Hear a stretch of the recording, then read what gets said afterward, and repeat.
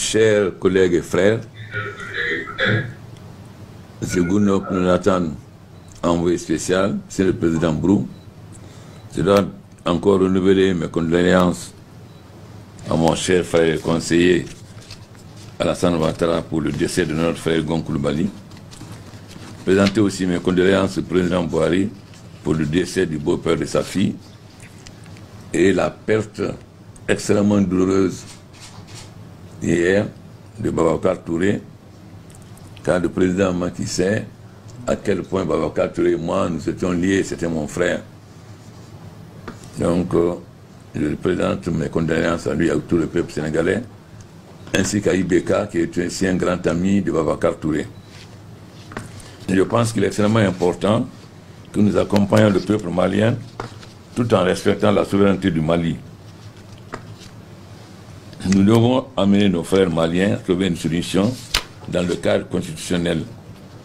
Réaffirmer la légitimité du président qui a été élu par le peuple malien et mettre en application les solutions qu'eux-mêmes ils ont préconisées, puisque le président a pris un décret abrogeant la recours constitutionnelle et la situation au Mali doit nous interpeller sérieusement. Parce que ce que les terroristes cherchent aujourd'hui, c'est atteindre les pays côtiers. Donc le Mali est un verrou extrêmement important.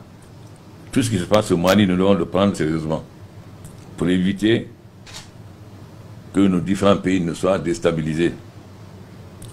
Je rappelle encore que les liens extrêmement étroits qu'il est le peuple de Guinée, le peuple du Mali, notre histoire commune, car le premier président de Guinée a dit que le Mali et la Guinée sont deux poumons dans un même corps. Donc tout ce qui touche le peuple malien nous touche. La CEDEAO est dans son rôle d'aider nos frères à trouver des solutions tout en respectant la souveraineté du pays. Donc il est extrêmement important que dans la résolution que nous prenions, cela respecte la constitution malienne. C'est que le cas puisque les différentes propositions ont été faites par le président Ibeka, notre frère.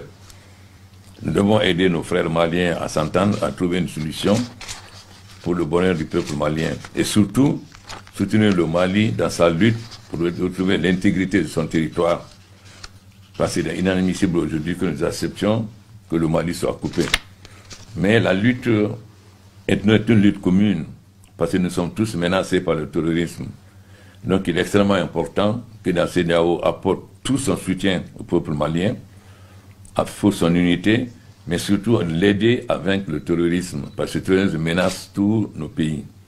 Chacun de nous doit user des relations personnelles qu'il peut avoir au Mali pour amener chacun à la raison, mais nous devons réaffirmer de façon incontestable la légitimité du président Ibrahima Boubacar Keïta, président élu dans un régime présidentiel qui doit garder son premier ministre, avoir, comme on l'a dit, le président Alassane, des postes de souveraineté, c'est-à-dire des affaires étrangères, la défense, la sécurité et les finances, et aussi laisser maintenant le peuple malien faire la composition d'un gouvernement qui reflètera toutes les tendances. Je pense que ça, c'est notre rôle. Parce qu'en défendant le Mali, nous défendons nos propres pays. Parce que si jamais le terrorisme avance au Mali, tous nos pays seront menacés. C'est pourquoi notre soutien à notre frère Ibeka doit être un soutien total et sans condition.